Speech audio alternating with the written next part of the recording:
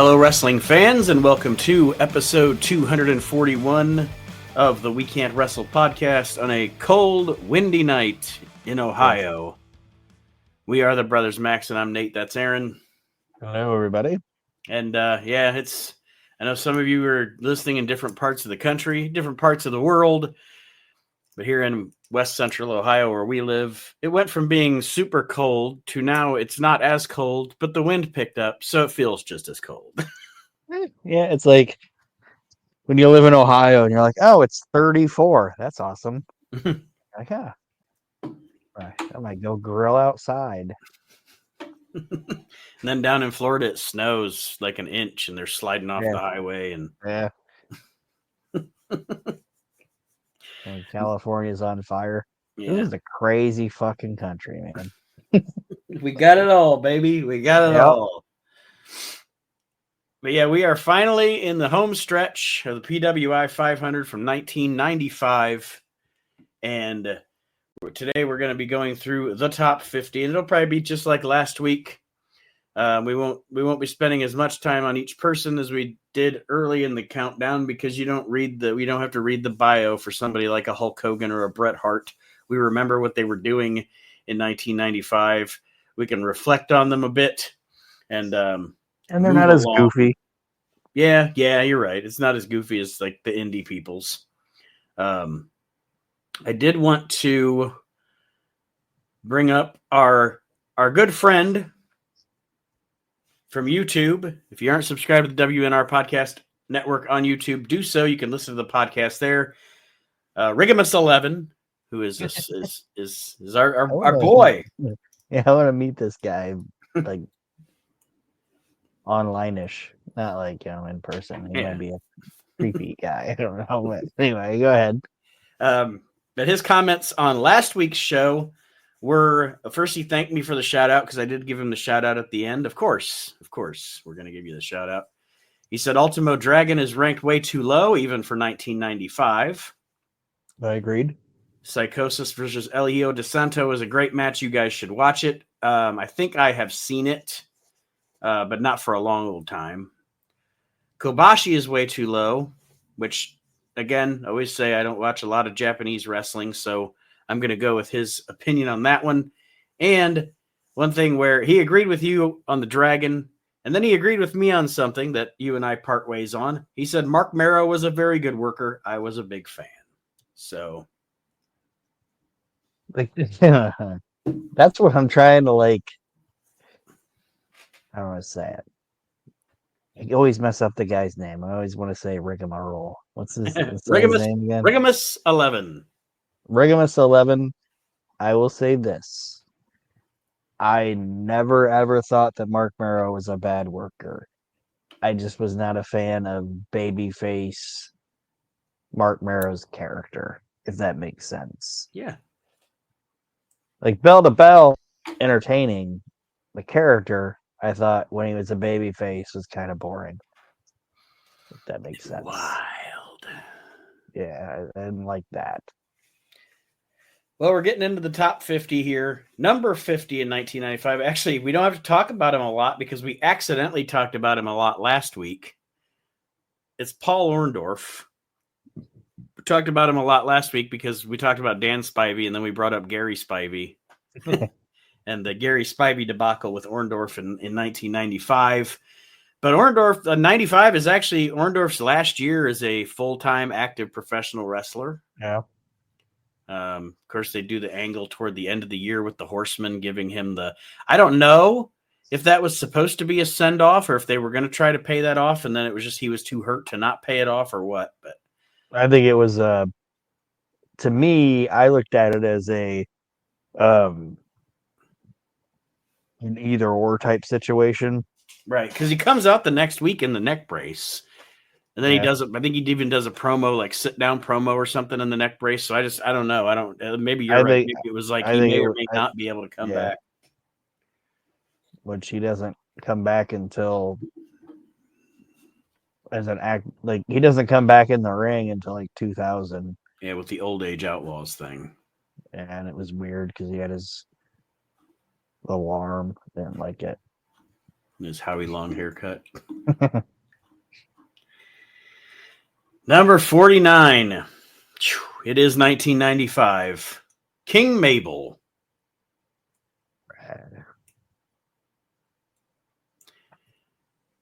We talked about Men on a Mission when we talked about Mo and how it would have been fine had they just let Men on a Mission, maybe even change their name to back to the Harlem Knights or something. Just let them be a big fat heel tag team. That's fine. But for Mabel to be in the main events, main eventing SummerSlam, being the king of the ring, all that jazz, too much. Yeah, it was not gonna work. And like, how do I say, like, the best he ever was when he was Viscera. Mm-hmm. Like, that was the perfect role for that guy. You know what I mean? Just like Yep. Be big um, and menacing. be big and menacing. You're not in the middle. You're not in the top. You're just. I wouldn't even say he was low. Like, he was just a guy in the thing, and like you could put him in there on a week to, like, oh man, Steve has to fight this big monster guy, or Triple H has to fight this big monster guy. Well, and he fit, Yeah. and then that fits the Attitude Era well too, because other than your main events, every match is like 3 minutes long, Yeah. or it's some clusterfuck hardcore thing or something. Like, you can get away with not being able to fucking work during the Attitude Era. I'm sorry to say it, but it's just true. That's when he worked the best. That's when his character worked the best. Was that viscera type situation. But yeah, he shouldn't have been sniffing anywhere near the main events at all. Number 48 was a guy that in the opposite direction, I think should have made it higher on the card. I'm pretty positive it was probably the language barrier that kept him from there, and it's Hakushi. What a fucking amazing wrestler Hakushi was. Yeah. I mean, And he's not dead or anything, but yeah, I don't know if he still works anymore, Tensei but Shinzaki was a fantastic fucking worker. yeah. And he was a guy that Brett wanted, and as far as I know, I'm not, like I said, I wasn't there, obviously. Mm-hmm. But from everything I understand, it was a guy Brett wanted and Brett wanted to work with, and the Hakushi character was cool. And I know, like, people say, oh, well, oh, they brought him here and they did this with him. It's like, well, yeah, but he still, like, he liked that gimmick enough to where he took it back over there with him and used it Yep. every once in a while. And yeah, I mean, he had a decent little, what, 2-year run in the WWF. He came in late 94, and then he's about a year and a half because he's gone by mid 96. But yeah. He did that little fun shit with Barry Horowitz or Mhm. whatever when he left. But no, like, yeah, nothing wrong with that guy. And like you said, it was because of the language barrier, and it, like, how do I say it? And we don't get to say this very much, but if he would have been WCW, probably would have been here a little longer. Right. You know what I mean? And he actually ended up some stuff he was involved in, especially in like a 95, was some little more racier stuff for the WWF. For Jerry Lawler calling Bret Hart a racist. And then he had fucking a fake Bret Hart head in a bag, and like, it was just like, Yeah. that's kind of out of character for the WWF in 95, Yeah, and then I'm pretty sure he was like one of the only guys that did anything with the Undertaker character in Japan too. Mm-hmm. I think they had like the white, like the White Angel versus the dark whatever. yeah, and like you said, I think it was just a language barrier thing, and Vince never really pushed Japanese guys that far. Mm-hmm. You know what I mean? Just wasn't his thing. Yeah, even his biggest Japanese star ever wasn't Japanese. Yeah, Yokozuna was fucking Samoan. You in the wrong place at the At the wrong wrong time, motherfucker. It's the only way it could have been cooler. time. Number 47 is Adam Baum. I know you're not a Brian Clark fan. I am not. Um, I'm not yeah, saying he doesn't have a great look. I'm Just not. after that, I don't care. Yeah, I'm not a big fan either. Like he'll say on shoot interviews and stuff, "Fuck Vince McMahon." He promised I was going to be the Intercontinental Champion, et cetera, et cetera. Well, if you would have proved yourself that you could have been the Intercontinental Champion, Vince McMahon isn't against making money. So Yeah. look in the mirror, bub. I look at him kind of like how do I say it? Because I want to preface this by saying he was more talented than the guy I'm about to mention. But I kind of look at him as like a Van Hammer, where it's like when you look at the guy, you're like, holy shit, Mm-hmm. this guy's like $1 million. He looks like $1 million. And he was obviously a better worker than Van Hammer, but it's like you have the personality of him, and it's like whatever. Yeah. I don't know. The only time I really enjoyed the guy was when he worked for Cornette. Cornette did a good job with him, but other than that, I don't really have anything to say about Brian Clark. Other than he was a wet fart. 46 is Chris Benoit. Benoit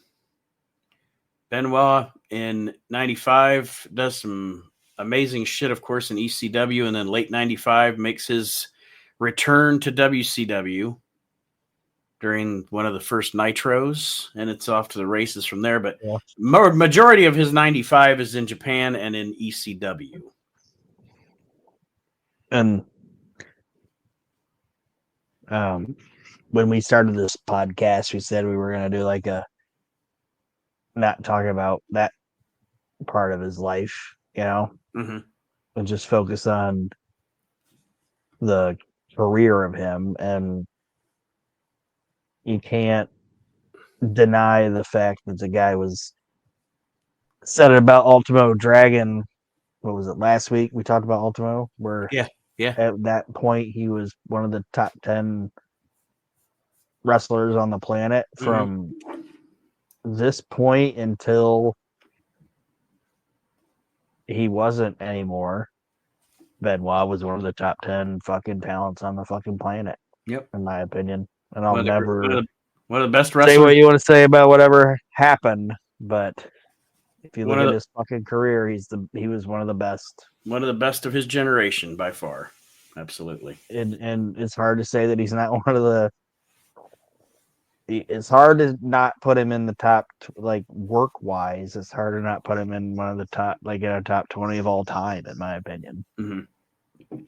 I recently watched, or not watched, but read an interview with Kurt, and Kurt was talking about it, and said, like when he was there, they said you can't talk about this guy anymore, Mm-hmm. And Kurt said that literally broke his heart because he was like, that's my career too. Right. Yeah. He's like, that's 87% of my fucking career. I can't talk about it. Mm-hmm. Because like I had my best fucking matches with this guy and I'm not allowed to talk about it.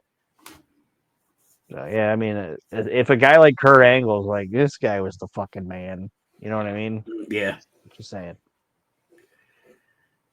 Number 45, good old Tommy Dreamer. Oh, put upon Tommy. Put upon Tommy. He's one of the pillars of ECW.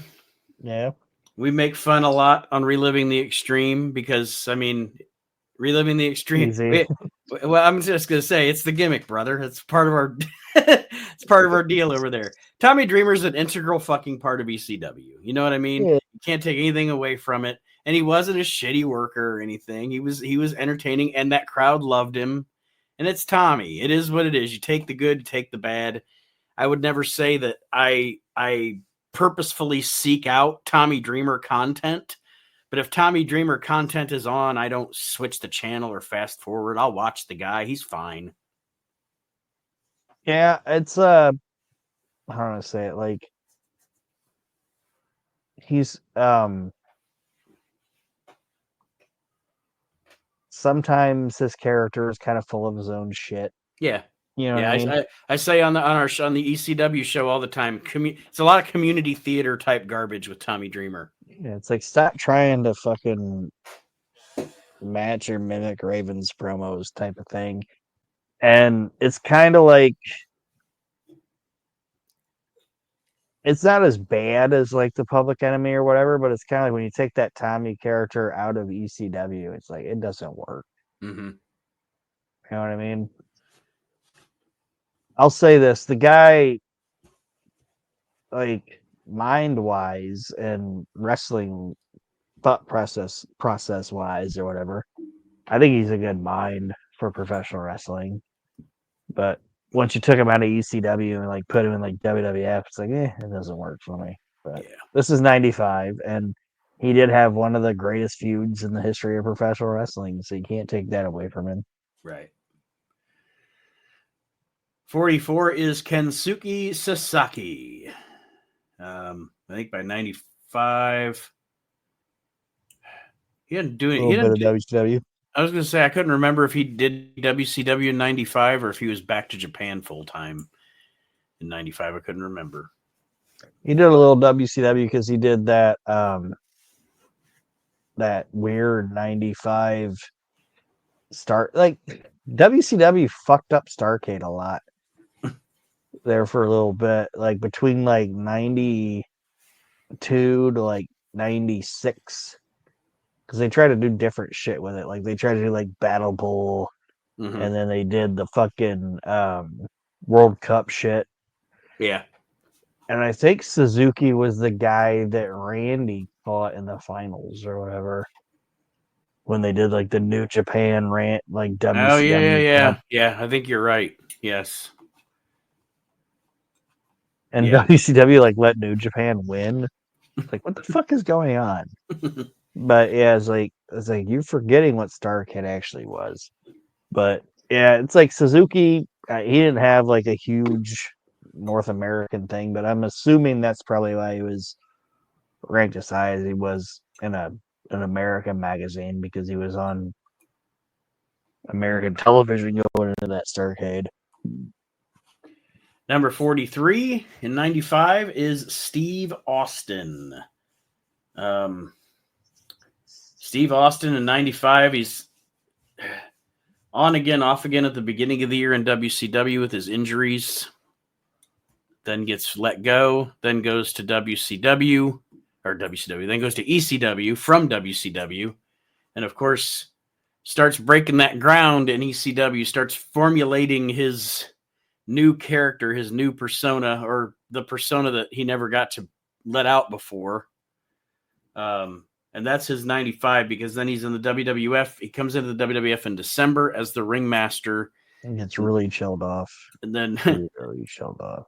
And then 96 is when it takes off. But 95, not a stellar year for Steve Austin, other than the ECW stuff. Yeah, and I don't want to say it. Like, I don't. If he wouldn't have been, and he was never bad, okay? But if he wouldn't have been the in-ring guy that he was, I don't think he would have made it to like 96, if that makes sense. Mm-hmm. Like, if he would have been having the matches with like Savio and Mark Marrow and all that shit, I don't know if it would have.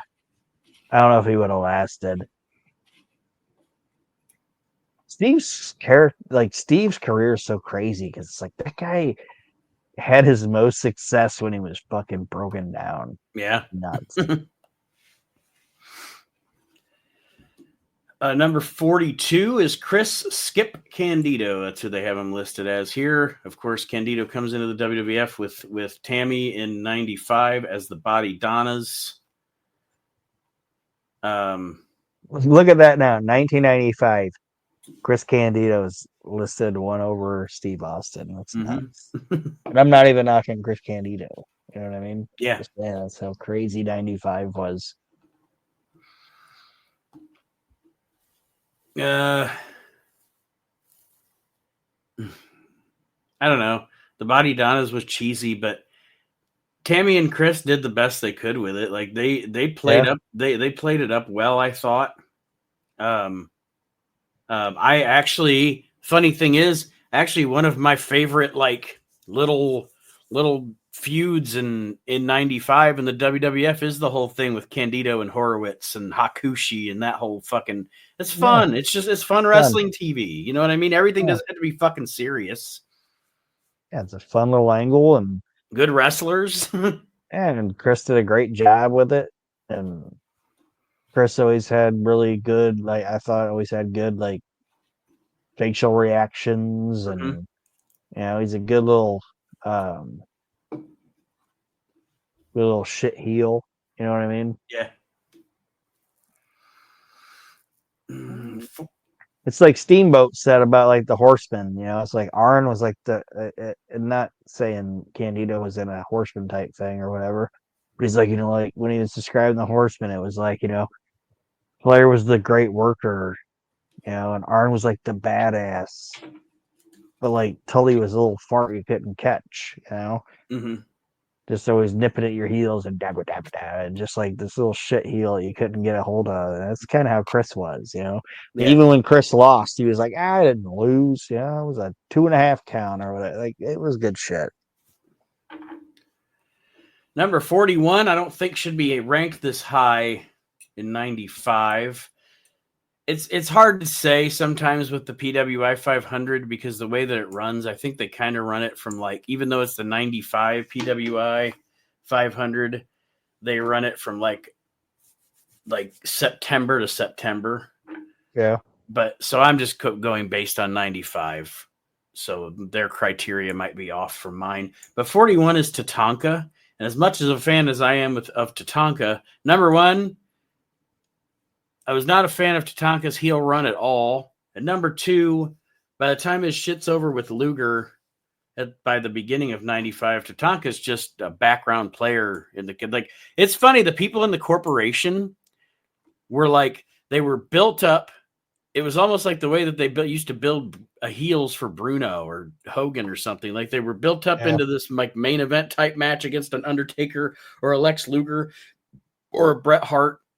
And then as soon as that feud was over, they're just jobbing on TV all the time and pretty much a non persona, and that's what happened to Tatanka after the Luger feud. He just moved back down the card and was just I don't know how to describe it. It's like you have people. It's funny back then because you have people that have like main event feuds. Then you have like undercard feuds. And then there are guys who just aren't in feuds. They aren't in programs. They're just on TV. But anyway, Tatanka's the guy that's main eventing Poughkeepsie against like Sean Waltman. Yeah. If that makes sense. And that's what he was doing. So I don't really know what he was like. I can't remember something that Tatanka did that was memorable in 1995. And I'm not trying to knock it. I'm just saying, like, I was going to say, what was he doing? Again, I am totally a Chris Chavis fan. I was a big fan of the Tatanka character. I like Chris Chavis as a wrestler. I think he's awesome. I've always been a mark for him, but I did not like heel Tatanka. Number one, it was just goofy and stupid anyway. Number two, they didn't do enough to change the character to make it interesting. But anyway, we've had that conversation before. Number 40 is Koji Kanemoto. I don't know. Sorry. I don't know. Number 39, Davey Boy Smith. Number 39 in the 1995 PWI 500. Davey Boy, 95, he comes in back in SummerSlam 94, does the program with Brett against Owen and Neidhart, and then the Royal Rumble, of course, him and Shawn are the first two in and the last two in. Then he goes into the Allied Powers with Luger. And he turns. I would say he had a solid 95. Even in the down part where, I guess you'd say down part, where they had him in the tag team with Lex, that team, actually, the funny thing is, Bulldog was the star of the team in a way, and they had some good matches with like Yoko and Owen, and so he had a solid 95. Did Davey Boy? Yeah. Remember when they did like the Raw magazine, and it turned like they were shifting into like actually interviewing the guys and Yeah. kind of turning them into like quasi shoots or whatever. Mm-hmm. I remember reading one of those, and it was Vic Venom or whatever interviewing Bulldog, and they were like talking about ribs and shit, and they were like, "What's the biggest rib that ever got pulled on you?" And he was like, "Oh, when they teamed me with Lex Luger." It was like right when Lex left, Yeah, so it's like, of yeah, fuck course. that guy. Gotta take the. But I just the how do I say it? Like I love every aspect of Davy's career. Okay, like him and Dynamite. You know this, are one of my favorite tag teams of all time. And even when he was like super ripped or whatever, I thought he was still good. You know, Mhm. I just thought it was weird that when they turned him, he turned on Nash. I was like, that was weird. I think they turned him on Nash because Luger was gone. I know, but it's like, why Nash? Why not Brett? Right. I just thought that was weird. I think I would say I know what you're saying, but I would also say maybe first of all, no Luger to turn on. Secondly, they did. I think they were pivoting away from Mabel and Diesel quickly into Davy Boy, and they needed a new opponent for Nash because Mabel just I wasn't guess I cutting get it. it, but it's just like I think he would have had more stank on it if he would have turned on Brett. Yeah. You know what I mean? It's just so he seemed weird that it was Nash. Because like when he turned, it's like why? Like what did he have? You know what I mean? Mm-hmm. I don't know, but that's just the way I looked at it. But when he finally fucking turned, man, he got fucking him and Owen with Cornette. It's like that's some great shit. Yeah. Great fucking shit. Number 38 is Conan. 95. I mean, he does come into WCW later in the year and become U.S. champion, but um, Yeah, most of it's like most late. Like, it's like most of early 95 '96. most of 95 he's the biggest star in WCW or in Mexico. So Yeah, and he's doing shit in ECW too. But yeah, it's like Conan's one of those guys where it's like I'm not a huge fan of like if you tell me, oh, Conan's work, I'm like, I get it. But it's like I'm mhm. more of a fan of Conan's personality than I Yeah, am yeah, his in-ring work. I can agree with that. When one of my favorite spots you do is throwing a shoe at a guy. Like, okay. Number 37, not talked about enough for actually how fucking great he was. And I know it's because he never got to show it on a major promotion. But fucking dirty white boy Tony Anthony. What a fucking heel. Yep. Man, what a great fucking heel that guy was. Great fucking like Tony Anthony and fucking Ron Wright, man, that's like beautiful. yeah. It's the perfect regional fucking character. Yes. And I'm not saying that in a disparaging way at all. Like he is perfect in like a 1,000 seat, 500 seat building Mm-hmm. on a week to week basis. You know what I mean? Yeah. And if that guy would have been able to get into like a WCW in like 1992, 93 and kept and kept it, he would have been like a perfect person to be like in the stud stable, Mm-hmm. and it's just like I don't think the guy ever I don't think he got into like the right spot at the right time, No. major wise, you know what I mean? Like and then he wound up with Vince and made him fucking TL Hopper. What are you gonna TL do with that? Hopper. What are you gonna do with that? You know? Whatever. But like I think If he would have went WCW at that point and not WWF, I think he would have had a different trajectory. Number 36, another fantastic heel in a different way, different kind of heel, but also fantastic, is Lord Steven Regal. Hell yeah. That's a guy you can't deny. You can't deny that guy. Mm-mm. I put Steven Regal, William Regal, whatever you want to call him. He has rare air with me because we talk about the distinction a lot on this show about who we think are the greatest and who are our personal favorites. You know what I mean? Yeah. And Steven Regal is easily one of my top 15 personal favorite professional wrestlers of all time. Easily. He's in the rare air that I'd say he's in both of my categories. You know what I mean? Personal favorite and greatest. Mm-hmm. And like we were just talking before we went on the air about like comedians that we think are funny. You know what I mean? Yeah. And there's the thing with comedy where like, oh, that's a comedian's comedian. You know? Like Norm Macdonald is a comedian's comedian. You know what I mean? Mm-hmm. William Regal is a wrestler's wrestler. I don't think you're ever going to meet a professional wrestler. It's like, I don't like that guy. Yeah. You know what I mean? They're going to say that dude's the fucking man because he can do whatever the fuck you wanted him to do.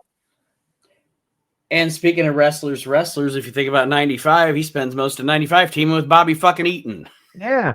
That was great fucking shit. That dude was perfect. There's no fucking hole in the game of William Regal at all. The only hole he ever had in his game are the ones he'll admit, that 2-year period or whatever where he was just not himself and overweight. He was fat, but he was still better than everybody else. Yeah, true. It's kind of like Adrian Adonis. Yeah. Did Adrian Adonis look like shit? Yeah. But he was still better than half the fucking guys on the fucking roster. Number 35 of the PWI 500 from 1995 is Dan Severn. Of course, he is the NWA champion in 95, held that title for a long-ass time, did Dan Severn.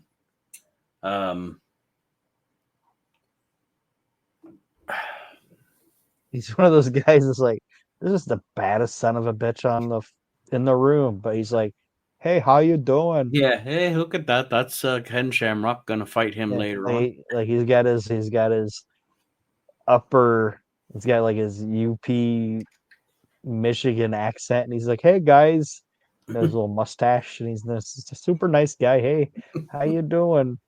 But you fuck with him, and he's gonna fucking I'll rip your goddamn arm off. You know what I mean? Like it's like, whoa, shit. Yeah, it's like it is. It's like all those Minnesota guys, like Brad Riggins or whatever. You're talking to them. Oh, yeah, bet you sure. Oh yeah, hey buddy, how you doing? Oh, it's really nice to meet you. It's like when we were at that convention that he was at. I was watching him when he was there, and he's like, every guy that walked in, he's like, hey buddy, how you doing? And was like shaking their hand and hugging him and shit. It's like, this guy could kill anybody in here. With one arm. With one arm. He's 57 years old right now and could murder anybody. He's just like, hey buddy. You know what though? The toughest guys don't have to act tough. You know what I mean? I'm saying they don't have to. Yeah, that dude, man. If he could have been able to talk, he would have been much bigger than he was. He also would have fared better in his WWF run if Vince Russo wasn't booking. Yeah. If Vince Russo wasn't writing that TV, because he would have benefited from longer matches, longer feuds, more serious stories. He Yeah, just plain and simple, he would have benefited from that better than Vince Russo's style of pro wrestling. Just like Vince Russo's style of writing pro wrestling didn't translate well for Dr. Death. You know what I mean? It just you can't take guys like that and put them in stupid situations. Yeah, there was an interview I read with him where Russo he was like, "Oh, I think it'd be a great idea if we gave you like a tattoo on your forehead and it was 666 because you have the mark of the beast." Mm. It's like, I don't have the mark of the beast. I am the beast. Right. You know, it's like, what the fuck are you talking about? Fucking idiot. Hey. Well, hey, Ken Shamrock, you're one of the toughest guys in the world. How about we have you have a incestuous relationship with your sister? It's like, how about I break your fucking neck? You fucking idiot. You fucking moron. 34 in 1995, Sid Vicious. Of course, in 95, Sid comes in as Shawn's bodyguard, turns on Shawn, works a program with Diesel for the world championship for like 3 months. Heads into Turning was one of the greatest segments ever. What's that? Him turning, like, I know it didn't get to be like a real angle because Shawn was hurt or whatever, but him turning was one of the best like one night angles ever. And the crazy thing about that is Shawn didn't get hurt. They turned Sid on Shawn, not for him to feud with Shawn, but for him to feud with Diesel and to turn Shawn babyface. The end result was, like, if you notice, they didn't even really, like, the blow off for Shawn and Sid happens on a random recorded Raw. But you're right, his heel turn is executed. You don't tell me what to do. No, you don't give me the night off. I think you need to take the night off. It's like, you little motherfucker. Yeah, you don't give me the night off. Night off. I'll take the night off. Yeah, it's like, that was some great fucking shit. I thought that was one of Shawn's fake I'm hurt things. It was because really the reason for it was in leading up to WrestleMania and then at WrestleMania, they noticed that the fans were siding with Shawn over Diesel. So yeah, they made him kick out of the fucking power bomb. They wanted to then, of course, buddy them up to keep Kevin Nash the face champion, and they saw money in Shawn being a face, so they just turned Sid on Shawn so Sid could feud with Diesel, and it turned Shawn babyface in the process. So it was like, they got kill two birds with one stone. Yeah. But number 33 is Too Cold Scorpio. Old Too Cold. Yeah. Mr. fucking electrifying in the ring, horrifying on the mic. And this is heavy ECW Too Cold. 95, 94, 95. Yeah. Yeah. It's good shit, though. Mm-hmm. He'd be like, Taz, you want to fight me, Taz? I'll skip to Ladue, my darling. He'd just say shit like, all right, Too Cold. He's still cool, though. And then go in there and fucking light it up, man. Yeah. But promo-wise, terrible. Number 32, as Ray Rougeau would say, is Yokozuna. Yokozuna. Yoko spends most of 95, of course, teaming with Owen Hart because he returns to he's out Survivor Series 94, returns at WrestleMania 11 to win the tag titles with Owen, which is great shit. Owen and Yoko's great. I love when Owen is gifted Yokozuna at WrestleMania 95. Yeah, I know, he's so happy. He's like hugging him, and it's like, yes. There's no way I'm gonna lose. And then Yoko's like, I don't even know this guy, but I'm gonna team. Yeah. Like, Owen acts like they've been the best of friends forever. He's like, oh, this is fantastic. I went out and I found a guy that did what I always wanted to do. He went out and beat my brother, Brett. I've been gifted Yokozuna. This is the greatest night of my life. What a fight. That's awesome. That's awesome. Yeah. Camp Cornette is one of the most Camp Cornette's It's great. fantastic. You got Owen Hart, British Bulldog, Yokozuna, and Jim and then Cornette. It's like, how is this not bad? And then it's even good after Yoko's out because then you replace him with Vader. Yeah, it's like there's no way this is bad. Number 31, another guy who occupies a lot of ECW time in 95 and literally in 95 cuts what probably three of my favorite 10 promos of all time just in 95 in ECW is Cactus Jack. Oh yeah. He the anti-hardcore stuff and the Cactus and Mikey stuff are some of the best stuff ever done in the history of wrestling. And it's like, it's funny because, like, you know, we do Reliving the Extreme, obviously, and I don't know where some of that stuff was because there's promos that weren't even on the show that I remember watching on like video cassettes. And I'm like, what? I figured they were going to be like that whole thing where he was like at Santa's village with his kids. Yeah. And he was like on that like little Ferris wheel or whatever. He's like, this is extreme. And he's like going along on it and shit. It's like, where were these at this? Why weren't these on this show? Like, I don't know where those were at.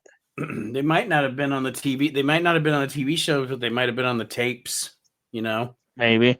Or like when he's like at his house and he's trying to like put his glasses on, but he doesn't have his ears. So he's like selling that shit or whatever. That was good shit. Number 30 is a guy who had a real roller coaster 1995. It's Bam Bam Bigelow. 95 was he shot to the top like a fucking rocket. And then by the end of the year, he jobs to Gold Dust and he's gone. The guy main evented WrestleMania in April. And by November, he'd gone.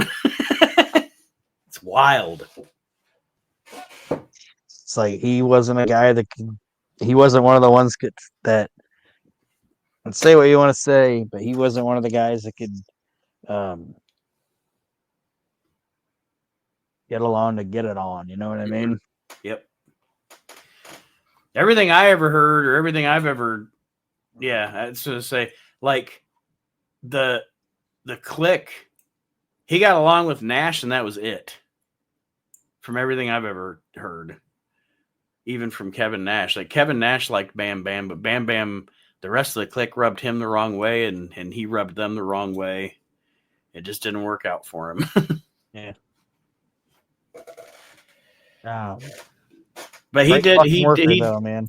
Yeah, well, yeah, and there was probably nobody on that roster at that time other than like somebody that would have been boring, like a Mike Rotunda or something.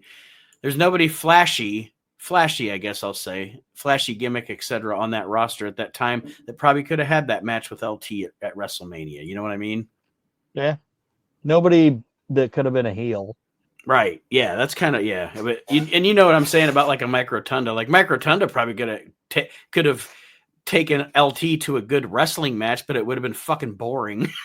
Yeah. You know, like Bret Hart could have fucking got LT to wherever they needed him to go, obviously, but who wants to watch Bret Hart versus LT? Right. You know what I mean? Like he was the perfect guy for that. But yeah, it's just like, I don't know. It's and if you look at his career, he didn't really stay anywhere very long either. No. So I don't know. It's just like I think that guy got in the way of himself a lot.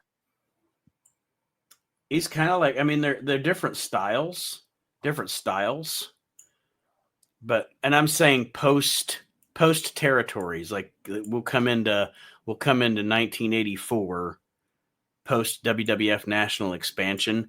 Bam Bam's kind of like you were saying, he's kind of in that vein of Ricky Steamboat, you know, never stays anywhere too long. He's He rubs somebody the wrong way, or they rub him the wrong way, and he's out. Yeah. Just go home then. Like, okay. Number 29 is the 1-2-3 Kid. 95, he wins the tag title with Bob Holly at the Rumble. They lose it the next night to the Smoking Guns, and then he gets injured.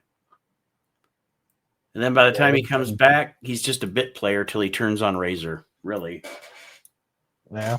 And then it's Sid and Kid. Sid and Kid.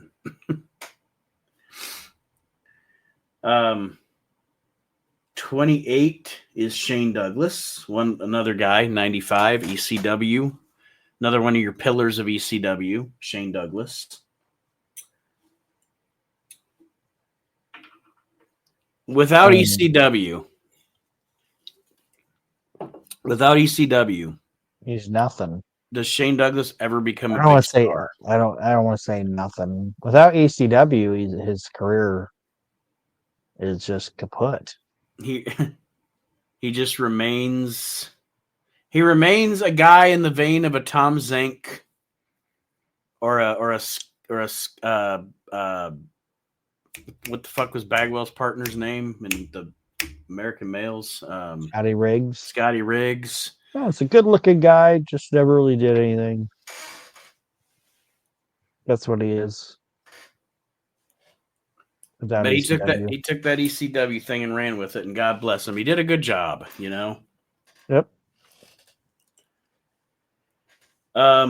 Number 27 is a guy that we are probably not going to be able to talk much about because I know the names. I know a lot of these names, but some of these guys I just don't. Anyway, it's Takada from Japan. I don't know anything about him. He was trained by Lou Thez, apparently. Good for him. Number 26, however, Tracy motherfucking Smothers. Oh, yeah.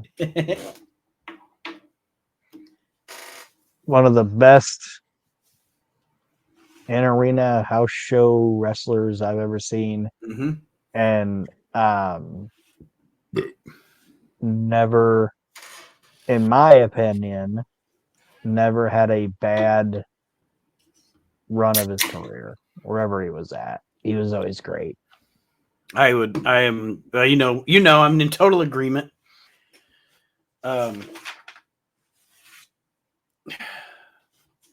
95 is Smoky Mountain mostly for him.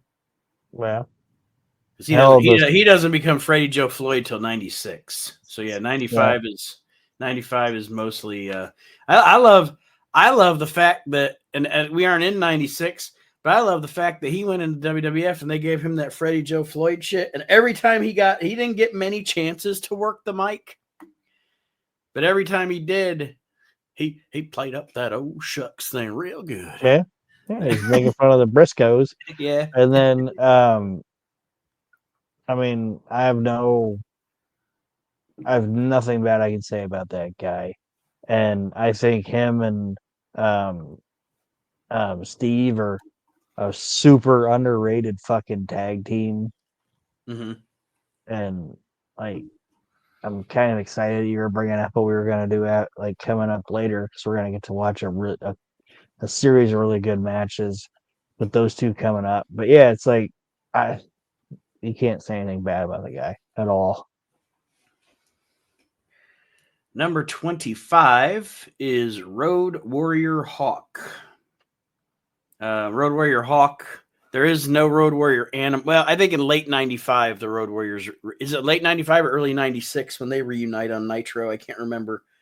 But 96. Yeah, right. Yeah, it's Animal's still living off his Lloyds of London. Yeah, so Hawk does the WCW stuff with Sting and all that kind of shit in 95. You do with Kurosawa. Yeah. And he also proved when he tried that singles run that he was a tag team wrestler, because I can't really say who am I to judge a worker? I'm not a worker, but I can't say that anything that Hawk ever did as a singles impressed me much. Yeah, I'm a more. That doesn't make any sense. I am more of, if you're gonna break those guys up and look at like their singles work, I'm a bigger fan of Animal as a singles wrestler than I am Hawk. Mm-hmm. And Animal didn't even have a huge singles run at all. You know what I mean? But yeah. Number 24 is Arn Anderson. I think in 94 or 95, let me look here if I'm right. If you're going to the time frame where you're like talking like September to September, he's ending out. Yeah, he's a TV title. The TV title, because he loses the TV title in 90. He has to lose to the Renegade in 95. Yeah. That's the match where they told him that they wanted him to lose in 30 seconds. Or they wanted him to lose in what was it, 10 seconds or whatever, and wanted to do like 10 minutes. I don't remember what it was. And they said, oh, and then after it happened, it was like fucking terrible. And Bischoff was like, told you we should have done it in 10 seconds. And Flair was like, we shouldn't have done it at all. Like, at all. And then, speaking of Flair, they do the match that they do what I always call, and you know it, I call it the match that never should have happened. They do Flair versus Arn. Never should have. That's the match that never should have happened. That whole feud didn't work. Mm-mm. And I mean, they dump it pretty quick and have Flair turn back on stupid Sting. Like if you look at it, it was like these guys fought each other 3 times to dupe Sting into. Sting's a fucking moron and he falls for everybody's shit. Sting's like dumbest baby face ever. It's like, you're Forrest Gump, man. You trusting moron. If you turn on me, Flair, I swear to God, I'll wreck you, man. You're cool, man. I'm not going to do anything to you. All right. I'm only in the ring facing you, teaming with you against, like, my best friend. No way I'll turn on you, man. No way. You can trust me. I know I can, but I swear to God. I know I can 100% trust you, but I'm 90% sure I can't. We're going to do it anyway.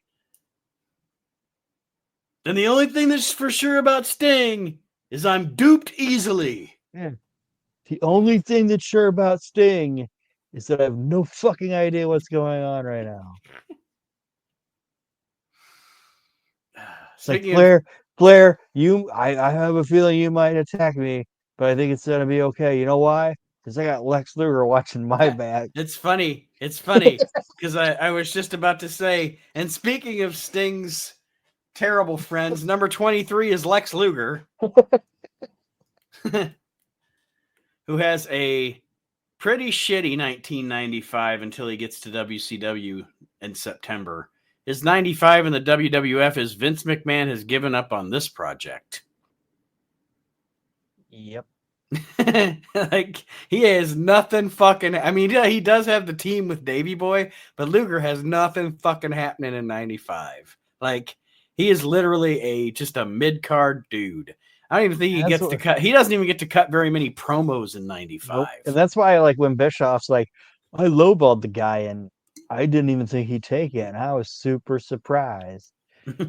Say what you want to say about Lex Luger, but that dude was a fucking locker room lawyer. Yep. And he was a businessman. You know what I mean? Yep. Did he love professional wrestling? No. So say what you want to say about it, but I feel he saw the writing on the wall and was like, whatever Bischoff offered him, he knew one of two things was going to come out of that.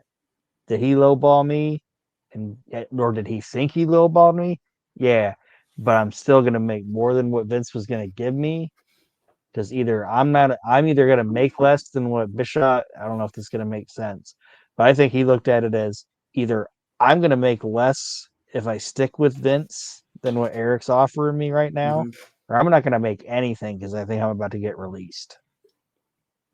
Well, if you think And if about I it, get released, that does nothing for me. if you think about it, I'm going back on a little bit. Sense? Yeah, and I'm going to look back a little bit on what I said earlier because I have my thinking incorrectly. When we were talking about them turning Davey on Kevin Nash, Luger had not yet left. So Luger had not yet left because he does show up at SummerSlam, right? So if you think about that logically, they turned Davey Boy, like you were talking about Luger with the writing on the wall. They turned Davey Boy, but they didn't even turn him on his partner, who was Lex Luger. They turned him on Diesel, which meant they had plans for Davey to feud for the world title with Diesel. So what's left for Luger? Probably a feud with what? Mabel? That's what I'm saying. It's like, I'm going nowhere here. I'm treading water, man. I am treading water, and I'm probably going to get released. And if I get released, what leverage do I have to go over there? You know what I mean? Because all Bischoff wanted was either guys that were already established big stars from the WWF or guys that Vince wanted to keep. Yeah. Luger wasn't either one of them. So if Bischoff's like, "Oh, I'll give you this amount," and he's like, "Well, that's more than that's a little less than what I'm making now, but it's a lot more than what I'm going to make when this fucking McMahon fires me."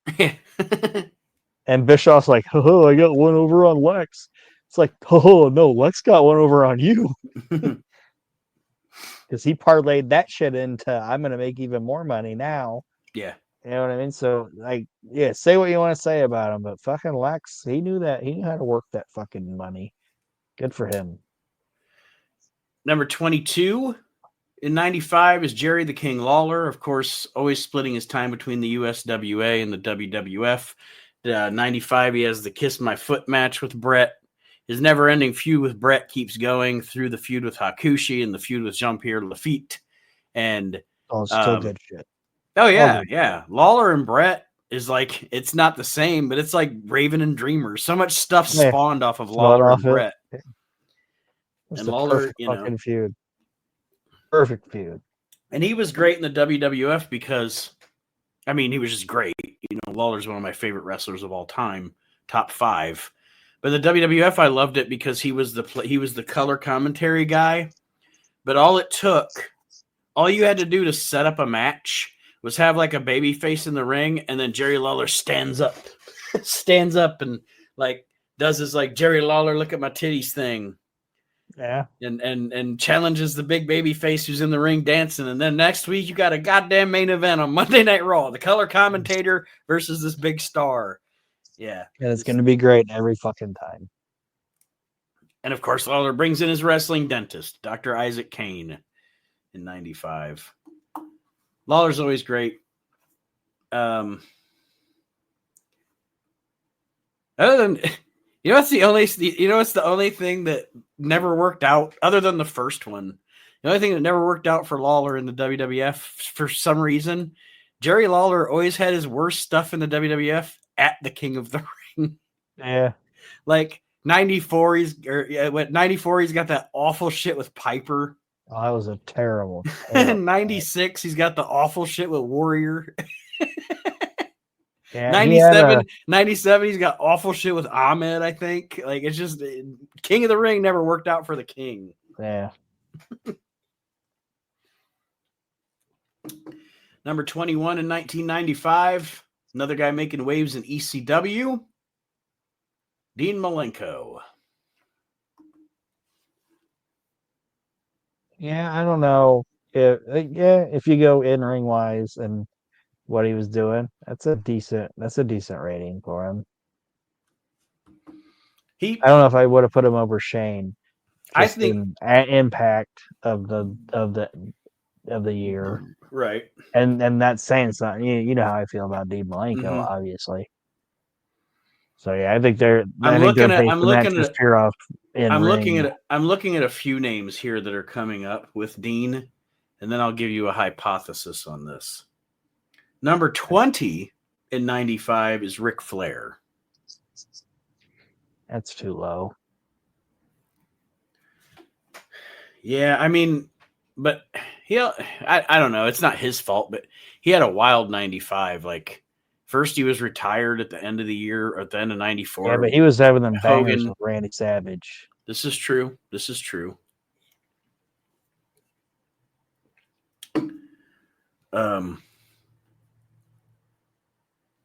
19 is Rick Steiner.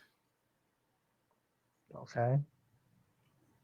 They're probably basing that more off Japan. Steiner, I was just say Steiner's in 95 was mainly Japan, other than that, like, 2 months in ECW. Yeah. 18. We'll get to my trend that I got here. So let's just say we'll say 18 and 17 right here together, because I want to show you what I'm trying to say about Malenko. 18 is Rey Mysterio Jr. Okay. And 17 is Eddie Guerrero. I think the reason that Dean, Ray, and Eddie rank so high, because they all jumped up, like Malenko jumped up from 191 to 21, Ray from 101 to 18, Eddie from 141 to 17. I think it's because ECW Cruiserweight era. It's just the explosion of people finally, like the North Americans finally, or United States people finally like, holy. Yeah, that's what I was saying, where it was like based off it was more based off their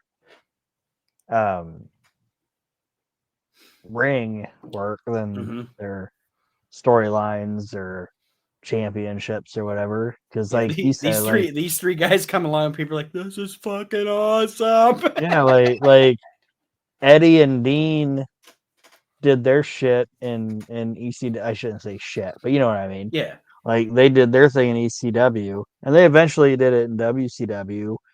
But Bischoff at first, when they got to WCW, it was like,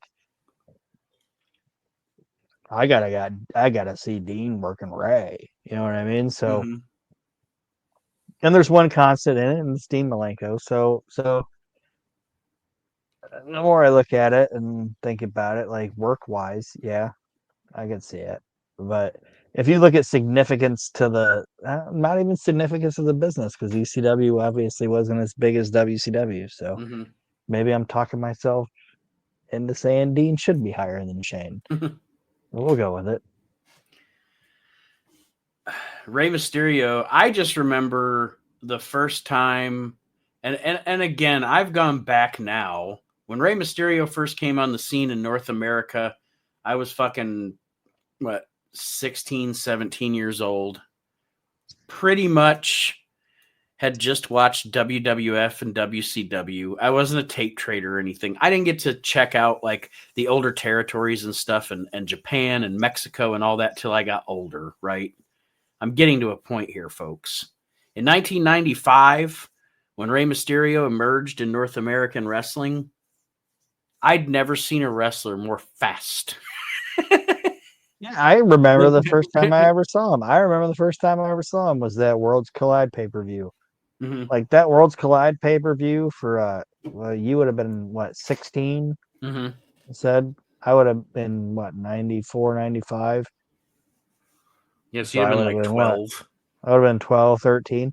I remember watching that Worlds Collide pay-per-view and been like, what the fuck is this? This is fucking amazing. You know what I mean? Like this is some of the greatest shit I've ever seen. Who the fuck is that guy? What does that guy do? You know what I mean? Like, oh my god, that guy is so fast. Yeah. Holy shit. Who the fuck is Eddie Guerrero? What the fuck is he doing? You know what I mean? And then they showed up on TNT, and I was like, holy shit. It's those fucking Worlds Collide guys. It's those World Collide guys. This is great. Yeah, so yeah, like it's the most 95 through like the end of or the beginning of 98 is the most mind-blowing time in the history of professional wrestling. Number 16 is a guy that I think is ranked too high, and this is no disrespect to his legend and what he accomplished in Japan and everything else. But for 95, just for having a couple of matches with Steven Regal, I don't think Antonio Inoki should be 16. I don't know what he was doing in 95. He really wasn't. I think it was more of a status thing. Yeah. 15 is Scott Steiner. We already talked about Steiners, and they're in Japan and ECW in 95.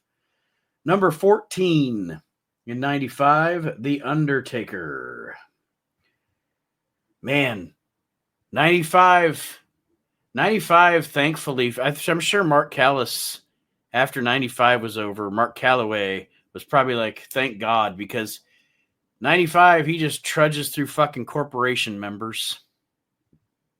And I'm sure he didn't mind working with Kama. I was just gonna say he got to work with guys that he liked. You know? Yeah. He gets his Mania match with Bundy. So I'm saying that's probably the most. Has to feud with Mabel. But did he? I don't remember if Mabel was one of the guys he liked or not. Yeah, he got along with Mabel. Yeah, because he put him in the ministry or whatever. You know what I'm saying? Like in '95, he at least got to work with dudes that he liked. Yeah. You know? The shit with Bundy was weak. But other than that, I mean... Yeah, the first half of the year is bad. He starts out with one of the most boring feuds ever, Death versus Taxes, with him and IRS. Well, they wanted them to team, if you believe Bruce Pritchard. He wanted IRS and... Vince wanted IRS and The Undertaker to team. Jesus. Death and Taxes. Glad they talked him out of that. Yeah. We might not be talking about the legendary Undertaker. Yeah. Because at 95, folks, I know that it's hard for some younger people who just know that he's the legend, the Undertaker. In 1995, he still wasn't there yet. You know what I mean? Like he still wasn't, he still hadn't, like, he doesn't cement himself as that legend, really, like that legendary status till he throws Mick Foley off that Hell in a Cell. Yeah. You know? But anyway. When he wore the jacket with the flag inside of it. Yeah. Like the Betsy Ross flag. He told Vince that his dog ate his jacket. And it's like, it just ate the inside of the jacket? Like, yeah, boss, I don't know. I don't know, man. Number 13. Also doing most of his work in Japan in 95, but number 13 is the one and only Great Muta. Yeah, I can't say a lot about what he was doing then, so. I know he has I don't remember what pay-per-view it's at, but he has a match with Orndorff in 95 in WCW. It's probably like a slavery or something. Yeah. But anyway, Muta's great, but I can't speak a lot to his 1995 work. Number 12, Owen Hart. Of course, we just talked about we've talked about Camp Cornette quite a bit. We talked about Owen and Yoko and that fantastic shit. I mean, I don't know if there's anything else. Do you want to say anything else about Owen? 95, because we've covered most of it already. But the only thing I'll say is I'm glad Bret Hart spoke up. Said don't let it be Bruce. Yeah, that's not Bruce. Like that was Bruce's idea, but Bret was like, "Don't do that shit with Bruce." No. He's gonna be Owen. Bruce is gonna show up with. Bruce is gonna show up with a. He's gonna show up with a fucking weird leather jacket on and his fanny pack. Aviators fanny pack. He's gonna tank it. Yeah, you gotta do that shit with Owen.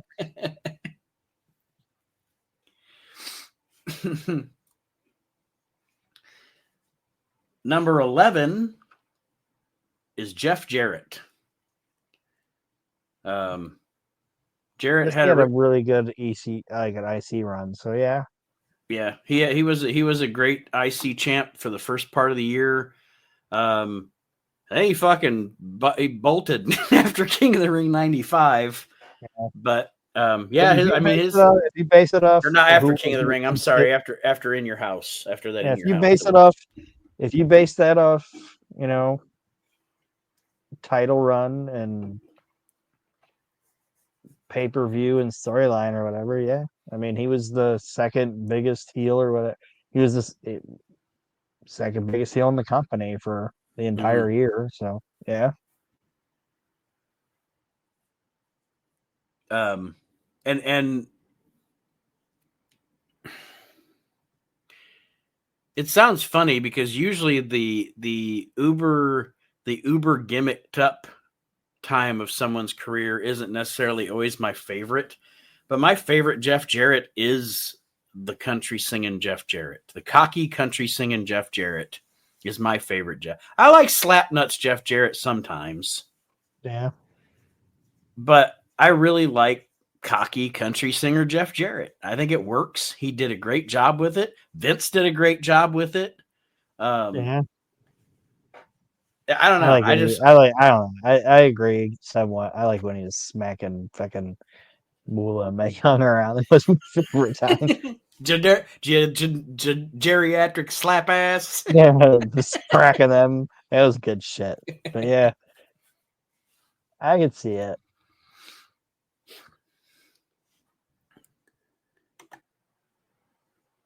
All right, and as we're getting into the top 10 here, once we get to once we get to the top 5, once we get to the top 5, I'll have you start guessing as to who you think is next. But anyway, it's number 10. Number 10 in 95. Now, I say I don't watch a lot of Japanese wrestling, and I don't. But there are certain people that I've mentioned as we go through this show and other shows that I do watch. I go out of my way to watch. I've heard this person's fantastic, blah, blah, blah, like a Tenru, and enjoying that, or watching, fucking Hansen matches from Japan. And this is a guy that I have extensively watched a lot of from Japan because I was told at one time he's one of the greatest wrestlers you'll ever see wrestle. And then I went down rabbit holes and watched tons of his shit, and he was so fucking good. And it's Mitsuharu Misawa. He really is one of the greatest of all time. He is so good. Most of. It's also kind of funny because they have in the top 10, of course the top 10 write-ups are bigger, than the other people. Yeah. In the top 10 thing, they say that, they have like their top 5 moments of the year, and then path to the top 10, and they show where they've ranked the past 3-4 years, where he's headed next year, and then he said it, and they have of course a made up promo because they didn't actually cut the promo. But it's funny because Misawa said he said it through an interpreter. I don't know why I found that amusing, but number 9, another one of those guys that you could say easily is not, and I know he gets a lot of love. I'm not saying he doesn't get a lot of love because people, especially of our generation, know his characters through the WWF and WCW, but doesn't get talked about enough for how great, literally great of a fucking worker he was. And it's Razor Ramon. Scott Hall. Razor Ramon. Definitely. I've been watching, like I told you, I was watching, WCW chronologically.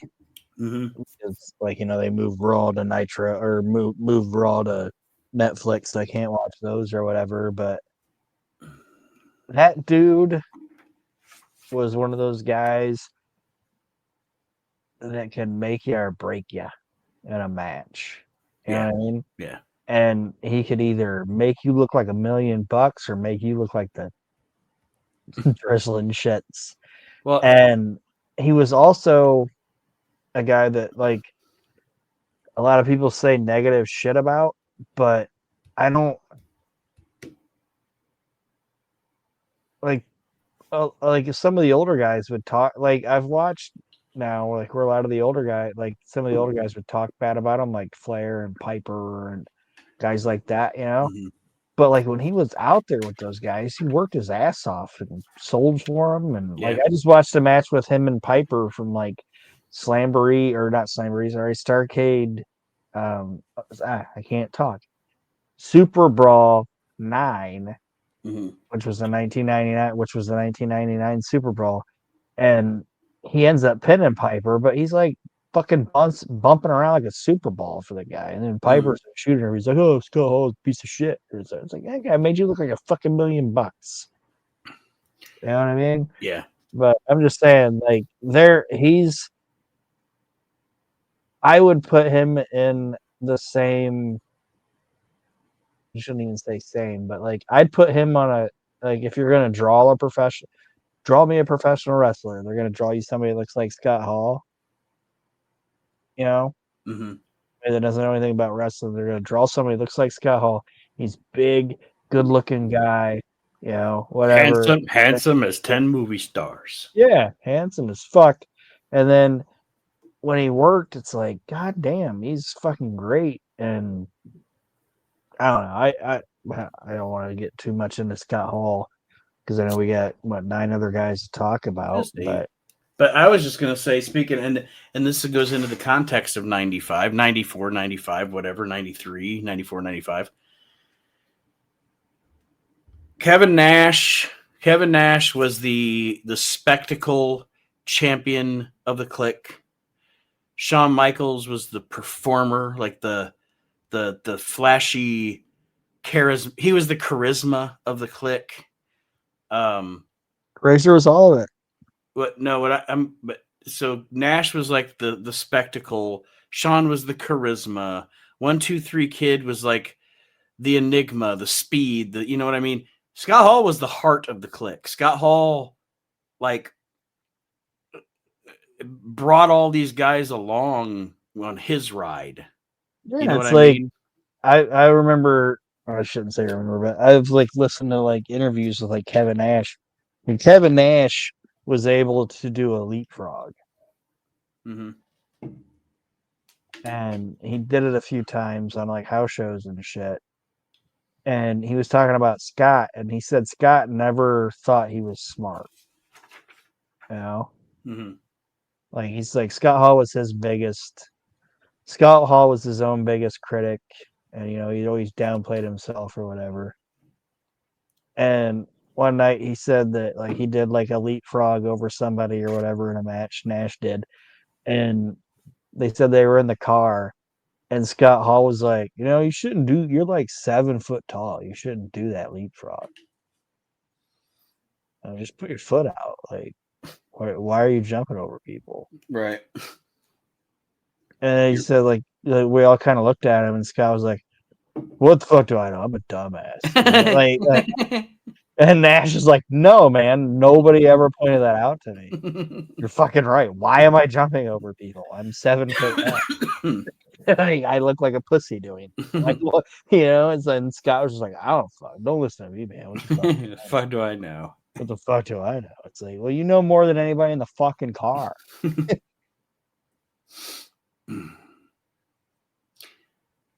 You teamed with Kurt Hennig rocking a Tom Selleck mustache. Number 8. Ooh, yeah. It's the Macho Man, Randy Savage. Yeah, see, that's what I'm saying. Like, why is Rick 20 and Savage is 8? I think that they're kind of doing, you know, it's PWI, so they're kind of doing their kayfabe-ish, and Ric Flair loses a lot in 95. Yeah, maybe. You know, because 94, 95, Hogan and I know Savage gives Flair a lot more in the ring than Hogan does, but Hogan and Savage use and abuse Flair in 94 and 95. Yeah. To their own ends. But like you said, Savage here, he has that fantastic feud with Flair in 95. One of the only things I'll ever say, like, I think WCW got it better than WWF did when they put those guys together. Like, I enjoy Flair and Savage more in WCW than I did in feud-wise than I did with them in WWF. I still say the best match they ever had was the WrestleMania 8 match, but I will agree with you on the angle. Yes, the angle. Yeah. It's funny because in 90 you haven't beat up properly yet. It's one of the greatest lines in the history of professional wrestling. I'm watching I'm into 96 in my chronological viewing of things right now. Yeah. Because what happens is I watch everything. For those of you that don't listen to the show regularly or whatever, I always watch everything that's on the network and everything that I have on my hard drives and everything in chronological order. I'll start in like 1980 and work my way up, and I always get up to like WrestleMania 30, and then I stop. But anyway, and go back to 1980, because after WrestleMania 30, after Brock Lesnar pins the Undertaker, it becomes a whole different thing. Anyway, Yeah. I'm watching. So it's 96. It's right before the NWO. It's like the week before Scott Hall walks out on Nitro. And, you know, Flair is going to be teaming with Savage at Battle Bowl. Okay? At Slamboree Battle Bowl. Yeah. And he's talking about how much he hates Flair and blah, blah, blah. And he's going to destroy Flair. And Gene Okerlund reminds him, Randy, you have to understand, Rick, by the random drawing, your partner at Slamboree is Ric Flair. And Randy Savage says, I will gladly drag a dead tag team partner to the ring. And said, Gino, I was like, Jesus Christ, Randy. He's like, I will gladly drag a dead tag team partner to the ring. It's great shit. We ain't been beat up properly yet. Oh, that guy was so good. But yeah, I mean, 95, it was fun to actually see him back working. You know what I mean? Vince wasn't gonna let him work. Yeah. And he was my guy at that point in WCW, baby. Like I was obviously more into what Randy Savage was doing than what Hulk Hogan was doing. So yeah. Number 7 in 95, down from number 4 the year before, is Big Van Vader. Vader had an up and down 95. Like, he beat up everybody. He beat up Sting. He beat up the Guardian Angel. At one point, he turned babyface and beat up Flair and Anderson in a handicap match.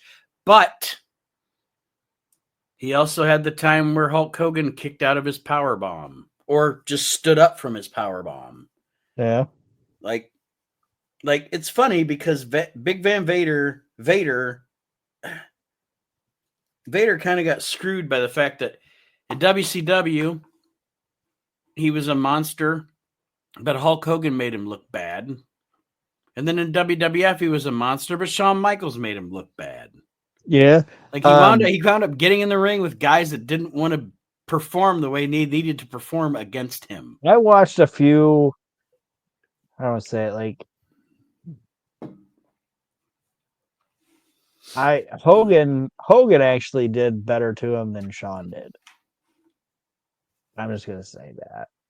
Because they're like him and Hogan, they had a couple matches there where they were Hogan was kind of kicking the shit out of Leon, and Leon was kind of kicking the shit out of Hogan. Mm-hmm. You know, and yeah, he ruined him when he got up from the powerbomb, but I think Hogan even gave him more than Shawn did. I won't dispute that. That's just me. But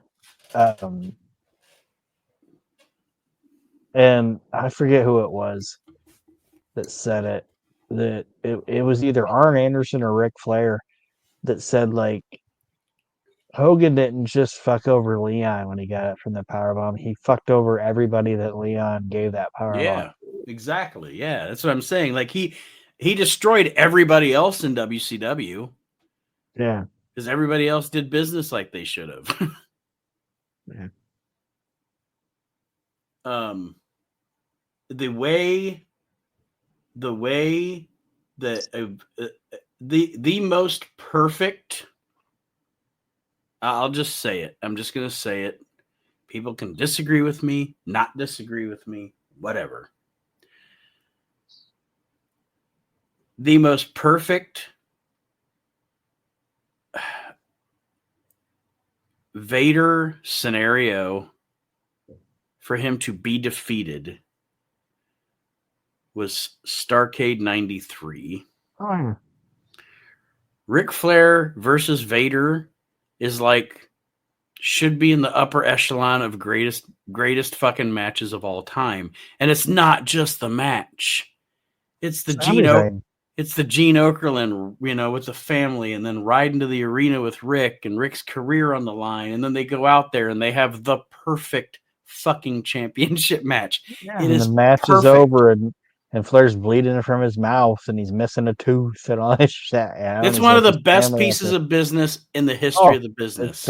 It's fantastic, and nobody knows about it because it was WCW in 1993. Yeah, it's so good.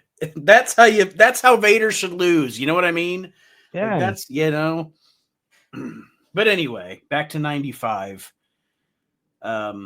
Number 6, Vader's number 7. Number 6 is the aforementioned Hulk Hogan. Okay, so 2 of those guys have now been taken out of who I thought was going to be in the top 5. So, all right. I mean, Hogan's 95 sucks. Yeah. Sorry, it just sucks. And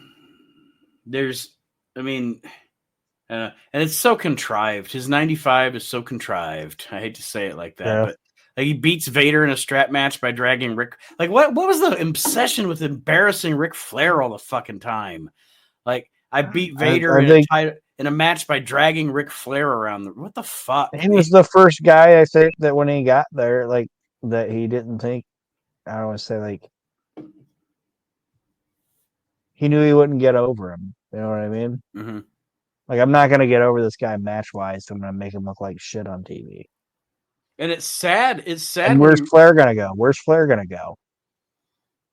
It's sad when you read. It's sad when you think about it too, because when you read Flair's book and stuff, and like, it's so sad. He got him there. Well, no. What I was going to say is, it's sad that this is one of the arguably one of the greatest, if not the greatest, performer ever in the history of the business. The most legendariest. I just made a word up. This is Ric fucking Flair.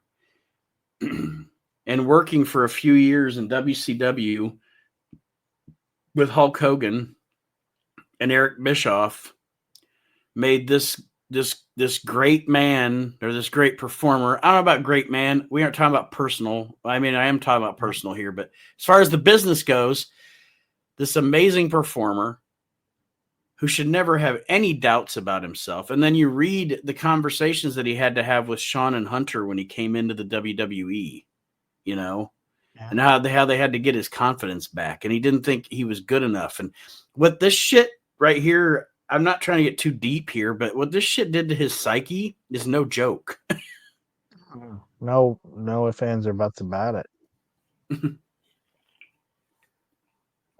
Like, people tell me I'm the greatest of all time, but I don't know, man. These guys don't seem to think so. They treat me like fucking trash. Yeah. He went through the same thing with Hurd. Like, you look at that time when he was working for Hurd, he was fat. Mm-hmm. And he was still better than everybody else in there, but he was fat and he had short hair and an earring. It's like, what the fuck is going on? All right, but anyway, Hogan had a crappy night, or like it wasn't. If you look at it on paper, if it's real and his win-loss record and stuff, he had a great 95. He was champion most of the year, blah blah blah. But sitting back watching it as the fan, 95 was contrived and stupid for Hogan. Yeah, and hilarious. Who do you think's number 5 for 1995? Sting. No. Okay. We're going back to all these guys changing, like, showing people something new in professional wrestling with Malenko and Mysterio and Guerrero. I think we can all say I don't know if he's number 5, but he's definitely top 10 for 95, is Sabu. Okay. Changing the perception, showing people things they've never seen before, making young 12 and 16-year-old me and you go, what the fuck? What is that? What is that thing? So yeah, I'll give you that. But yeah, he let me see if I'm thinking right, 95. Let me see if I'm right before I say it and sound like an idiot. Yeah, him and Taz were tag champs in 95. And then he went to Japan because that 95 is also, he started out in 95 in ECW and then he left ECW for Japan in 95. Yeah, and he was in WCW for a hot minute. Yep. Had the match with Alex Wright, had a match with Disco Inferno, I think. He put Disco through a table on Nitro. He also had a match with Jerry Lynn Okay, as JL. and Yeah. as JL, and that's the one with Sheik when Sheik threw the fire at Jerry Yeah. Lynn. So And he imagine was how awesome Jerry Lynn probably felt. It's like, I get to work with Savu in Detroit and fucking Sheik's his manager. He's gonna throw a fucking fireball in my face. yeah. But then they were like, "Oh, we want you to wear this fucking mask and you're Mr. JL." God damn it. It's a stupid name. It's just stupid. But he got to work with the Sheik in the Kobo and get a Yeah. fireball thrown in his Yeah. So face. I'm sure he wasn't too bummed about the mask. Yeah, it's like this is still fucking awesome. All right, so Sabu's 5. Who's 4? I guess I'll say Sting again. Wrong. God damn it. Number 4. We haven't already talked about Sting, have we? No, we haven't. Okay. Number 4 in 1995. And I can see this. He was number 1 the year before, and I can see why he'd moved down to 4 in 95, and it's Bret Hart. And Okay. in 94, he was the champion. Had the feud with Owen. He loses at the end of the year to Backlund. And then in 95, for a lot of the year, I don't say he's treading water. He's not treading water. He's having fucking great matches with Hakushi and Jean-Pierre Lafitte. And he did more stuff with Lawler. And he has a good year as far as match quality goes, but he's not main eventing. So yeah, he has taken a step back, I guess, Okay. from a kayfabe. You know what I mean? Yeah. He was still, even though Diesel was the top guy, Brett was still having the best matches. Yeah. Now I'm gonna get mad if I say this guy next, and then you tell me, yeah, it was Sting. I'm gonna say Shawn Michaels is next. Shawn Michaels is number 3. Okay. Number 3, no, it's not Shawn Michaels. It's probably Sting. It's Sting. God damn it. See, that's what I was saying. Fucking mad now. God damn it. I'm a bigger fan of him than you are. Well, we can say that. Mm-hmm. But I don't know. I always dug Sting. He had a good. I will wish say, he's a guy that I wish that would have been like, I'm gonna hang it up before I hung it up. Mm-hmm. If that makes sense. Well, and those of you that listen to the show know that when Aaron said he's a bigger fan of Sting than I am, no, in no way, shape, or form do I think Sting is awful or Sting is terrible, or I will never question that he was a good wrestler and he was charismatic and stuff. Aaron's just a bigger fan of him than I am. Yeah. But he does actually have a really good 95. He has the US title at a point, and he actually wins the US title in a highly underrated match. If anybody gets a chance to ever go watch it, I can't remember what pay-per-view it's on. It might be Great American Bash. But anyway, he wins the tournament finals against Meng, and they have a fucking banger. Sting and Meng fucking light it up, man. That's a great match. He has an underrated feud with Regal. Mm-hmm. It's not like a huge feud, but it's a one angle, like one off pay-per-view thing or whatever, where that deal where like Regal backhands him, and he's like, oh, you teasing crumpet. It's like, oh man, these guys should have did a little more together, I think. But yeah, Sting has a pretty good 95. And it's kind of like what I was saying about Diesel and Brett. It's Sting and Hogan. Like Hogan's the champion, but Sting's the one doing the work. Yeah. Him and Randy are holding it down while Hogan's up there fucking everything up. I watched the WCW. I watched that Super Brawl night '99, and I'm like, man, if WCW would have just booked their pay-per-views in reverse, they would have had like the best pay-per-views in the world. Like open with Hogan versus Flair in a first blood match, and close it with fucking Dean Malenko versus Eddie Guerrero. Yeah. Greatest pay-per-view ever.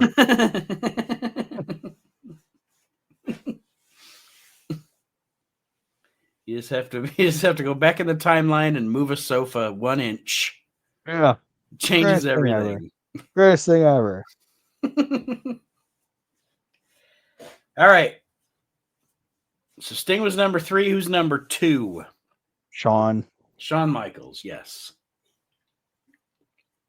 Shawn Michaels had his his coming out party as a babyface in 1995.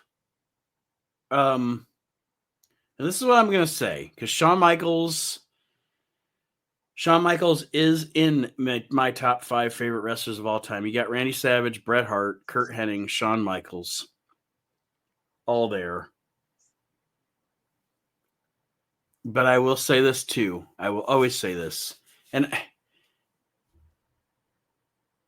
it's funny because Shawn is one of those guys that's like Ricky Morton, where he can sell like great for a heel, which makes him should theoretically make him a great babyface.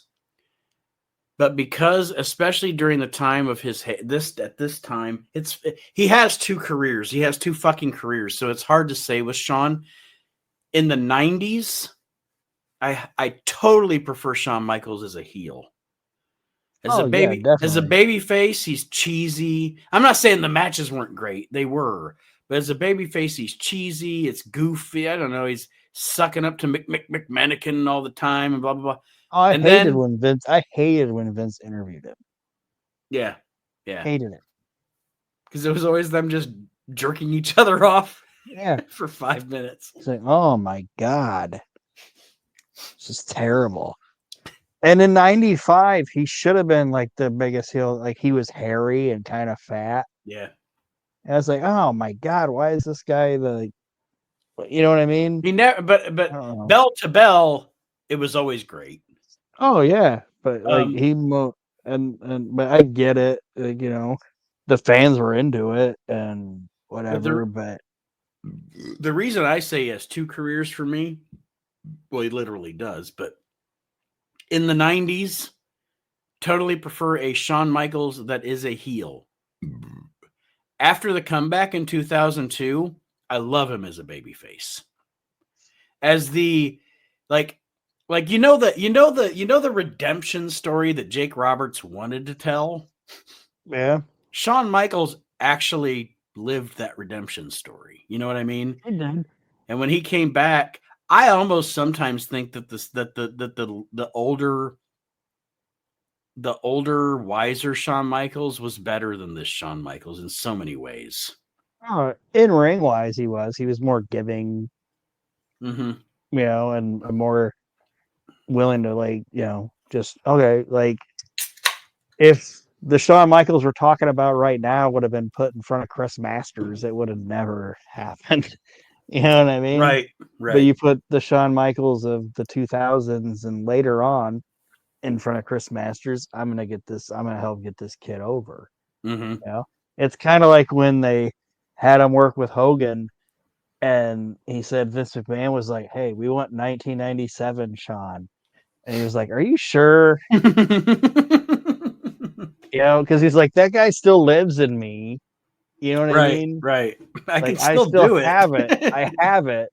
I'm just trying not to put it out there as much. And they were like, "Oh yeah, we want you to be the old Shawn." Well, I don't know, man. I don't know if you want me to do that, but I'll do it. Because I really don't like this guy. I really don't want to do it, but I'll do it. Like Rob Van Dam, I think I said it before. Like I watched an interview with him, and he said he came back and worked some. I think it might have been his match with Goldust or whatever. And he came back through the curtain, and Shawn was like, "Oh man, Rob, I'm glad you're home, man. Welcome back. It's so great that you're back. You know, oh, it's great you're back. Love that, man. I didn't know you had that in you.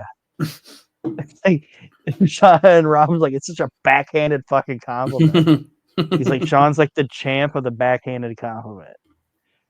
Like, oh, great man, great match, man. I didn't know you had that in you after all these years. Good Lord.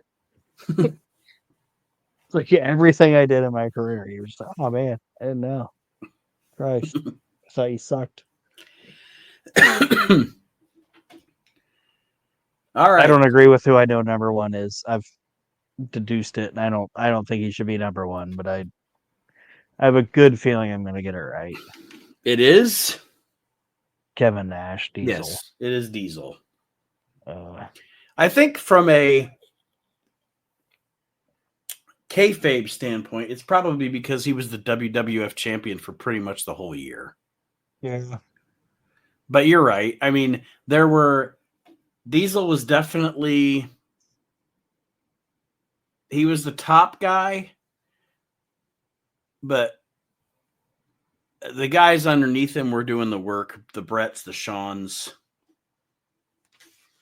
You know, I mean, the good matches, the good content, and he wasn't even as Diesel. I'm not even saying he's a bad champion. No, but as Diesel, and I know there's constraints. I know there were constraints as far as like, you know, the way Vince wanted him to be portrayed and stuff. But as Diesel, he's not even allowed to do the promo that he does when he's just Kevin Nash. You know what I mean? Yeah. The early champion promos when he first beats Bob Backlund, and they have him trying to do this like gimmick that they're awful. They're fucking awful. The only time he was good in any kind of promo as champion Diesel, like before he lost it to Brett, right? Yeah. That was a and then Rumble or something. No, it was at Survivor Series 95. Survivor Series. Yeah. The only time he cut good promos was anytime when he'd do those face-to-face things that they used to do. Yeah. That was the only time. When he was like, because they were just allowed to like talk back and forth with each other. It's the only time he was cool. Until after he lost to Brett. Well, that's what I'm saying. And they let him turn heel, and then they just let him be Kevin Nash. Because he didn't even really turn heel. You know, he was like, it was the first like tweener thing they did. But like the only time that they let him even be Kevin Nash was when he did those fucking face-to-face things. But other than that, it's funny. His run was rough. I don't know why you said those face-to-face things, but whenever I think of those, the only thing I can think of is Brett. I'm like that, what's that? The pink bunny, the Energizer bunny. I just keep going and going. It's the way he says it. You know, sometimes the way Brett says certain things is because he's a Canadian and they speak weird. Just keep going and going. I'll be in the SummerSlam. In the SummerSlam. Nobody else says the SummerSlam. What are you talking about? Bill Goldberg. Bill Goldberg. And that's the other thing, man. I've been watching his WCW run, and I know we're and you probably will cut it off after this or whatever. But you know, like people talk about how terrible his WCW run was. Mm-hmm. For the Bret Hart character, it was okay. Mm-hmm. So don't get me wrong. For what they did with Bret Hart's character, it was stupid. But from like the time he turned heel until Bill Goldberg kicked him in the head, he was the best thing in WCW. Well, okay. You know what I mean? Like, he did great with the shit that he was given. It's because I've always thought this. All right, I think New Jack is funny. I think Kevin Nash is funny. I think Raven is funny. They're all funny in different ways. But I also think Brett's funny because Brett, I don't know if there's a wrestler that was ever better at fucking sarcasm Oh, than definitely Brett. not. Brett knows fucking sarc. He knows how to be the most sarcastic, snarky motherfucker. Human being. Yeah. Because he's a snarky human being in real life.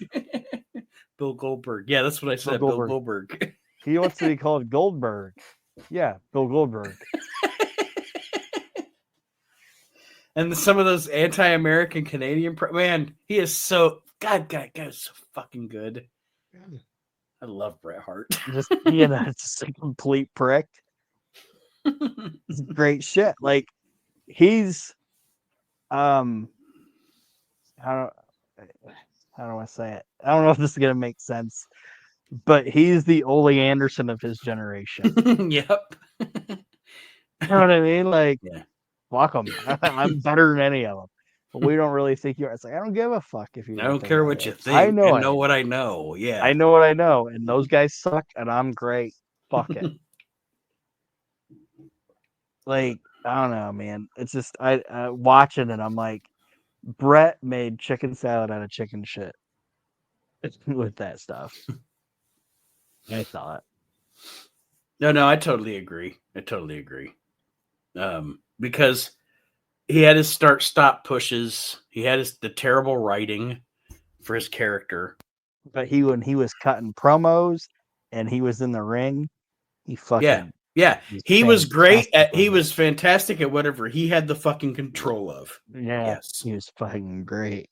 And I don't know how this turned into a Bret Hart WCW thing, but yeah, it's fine. Like, it's fine. I just watched that shit, and I've watched interviews with him and shit. And it just kind of popped into my mind. I'm like, man, he's fucking the Ole Anderson of his generation. Well, that is it. After 10 episodes, we have wrapped up.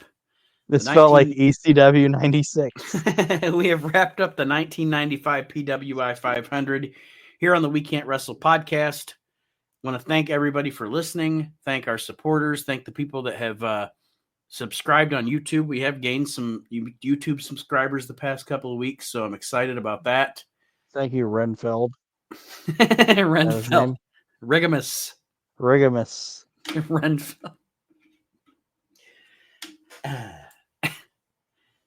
Thank you, Ron Burgundy. But the next few shows or what have you, we're finally going to get into some discussions of the 2024 We Can't Wrestle Podcast Hall of Fame. We'll be doing some of those.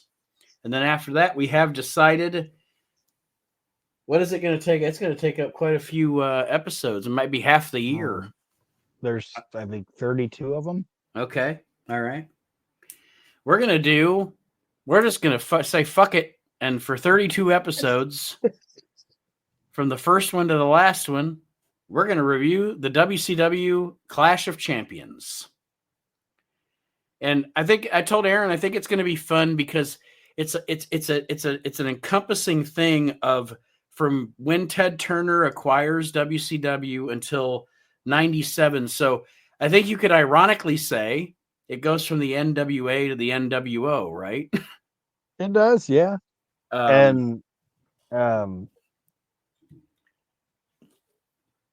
would totally agree with that. And you're going from, it's almost like one of my favorite things that we've done a couple times is how it started, how it ended. You know what I mean? Mm-hmm. And yeah, it's like, it's going to be fun. The Hall of Fame obviously is going to be a hoot. It always is. And then we'll get into that Clash of the Champions thing. And then that should probably roll us kind of close into my favorite time, I would think. Actually, if we're doing, would you say there were 32 Clash of Champions? I think so. So that would be, we might have to take a pause for a week to do the Hall of Shame. Okay. But that's okay. It just, like I said, it gives us some content. And I think the consistency of kind of like week to week, that 10-year, whatever span of time, 88 to 97, that span of time in WCW, it's going to be interesting because we'll not only talk about the shows, but we'll talk about the angles and stuff that are going on. And it's going to kind of, like I said, it's going to kind of encompass everything for that 9-year period. I'm looking forward to it. Me too. That being said, we're going to sign off. We'll see everybody next week as we'll begin our discussion of the We Can't Wrestle Podcast Hall of Fame. I don't know who will be here. Usually with that, we tape a few different segments. So it might be me and Aaron and Chad. It might be me and Archie and Kyle. Who knows? Whoever can record when I can record for the Hall of Fame. But we'll talk about it starting next week. Aaron, say goodbye. Goodbye, everybody. We'll see you next week. Have a great week, everybody. Enjoy.